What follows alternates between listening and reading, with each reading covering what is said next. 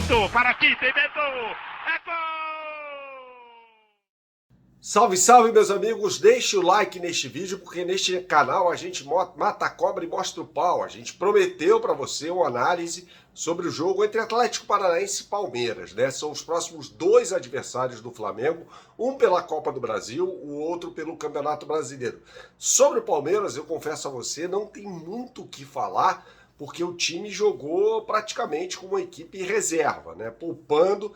O técnico Abel Ferreira sequer esteve à beira do gramado, estava suspenso, né? O Palmeiras foi dirigido pelo João Martins.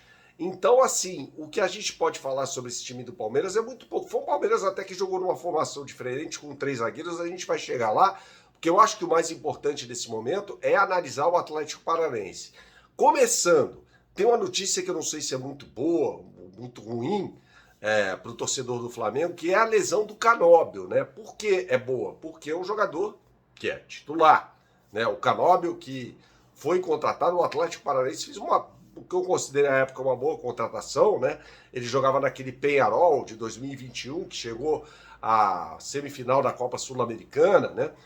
Um time que tinha Gargano, Trindade, Torres, Facundo Torres, um ótimo jogador que está jogando no futebol dos Estados Unidos, Terans, Canóbio e Álvares, né? Então foi uma boa contratação. O Canóbio é um ponta-direita, tá? Nesse jogo contra o Palmeiras ele se movimentou bastante, inclusive. E ele saiu machucado com uma lesão na coxa. Acho pouquíssimo provável que o Canóbio entre em campo contra o Flamengo na próxima quarta-feira pela Copa do Brasil. O contraponto a isso é que o reserva dele é o Terans. O Terans entrou no lugar dele. Eu acho o Terans mais jogador do que o Canóbio. Então, assim, a gente pode olhar para o Atlético Paranaense, que jogou contra o Palmeiras, da seguinte forma, com 3 zagueiros, né? Pedro Henrique, que foi expulso na final da Libertadores, Thiago Heleno, a bola desviou no Thiago Heleno no segundo gol do Palmeiras, né? O jogo terminou empatado por 2-2.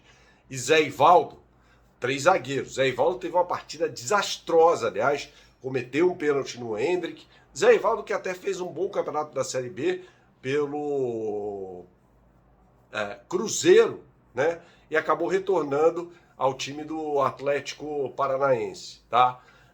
Então, assim, a gente vê uma possibilidade de o Atlético enfrentar o Flamengo, de repente, com 3 zagueiros.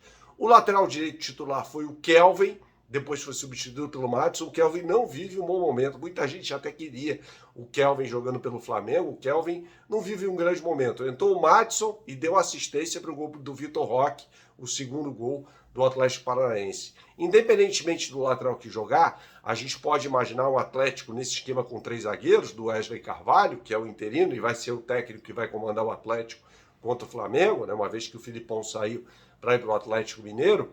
Um Atlético Paranaense muito agudo pelo lado direito, né? A gente está falando de um time que começou com Canóbio e Kelvin jogando por aquele setor e terminou sem nenhum dos dois, com o Madison, que pode ser uma opção.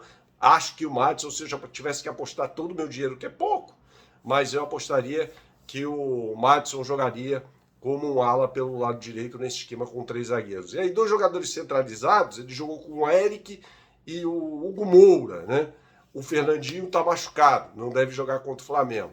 Então, 2 jogadores centralizados, o Christian jogando como um ala pelo lado esquerdo, ele não tem essa vocação, ele não é um ala pelo lado esquerdo.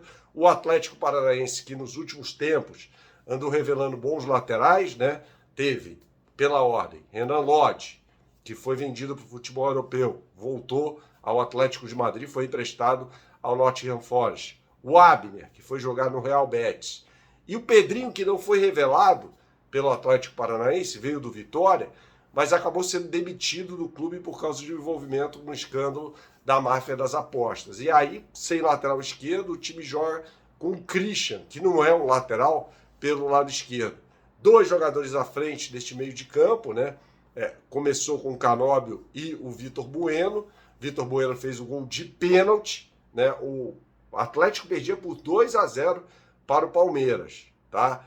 E foi buscar um empate. O Vitor Bueno fez o gol de pênalti que resultou na expulsão do lateral direito do Palmeiras, o Garcia. E o Vitor Roque na frente. Gente, o Vitor Roque está jogando demais. É uma grande preocupação e tem de ser uma grande preocupação para a defesa do Flamengo. No gol, jogou o Léo Link, o Bento não jogou, o Bento deve jogar contra o Flamengo. Léo Link pegou até pênalti do Hendrick, quando o jogo estava empatado por 0-0, logo aos 5 minutos o Palmeiras teve um pênalti, o Léo Link acabou defendendo após uma má cobrança do Hendrick.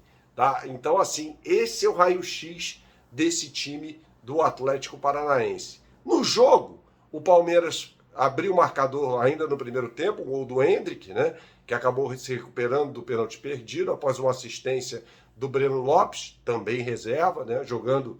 Breno Lopes apareceu, um jogador muito voluntarioso até, né? Apareceu pelo lado direito, apareceu pelo lado esquerdo e fez o cruzamento para o gol do Hendrick de cabeça, no pé da trave, a bola bateu na trave ainda, antes de entrar no gol do Léo Link.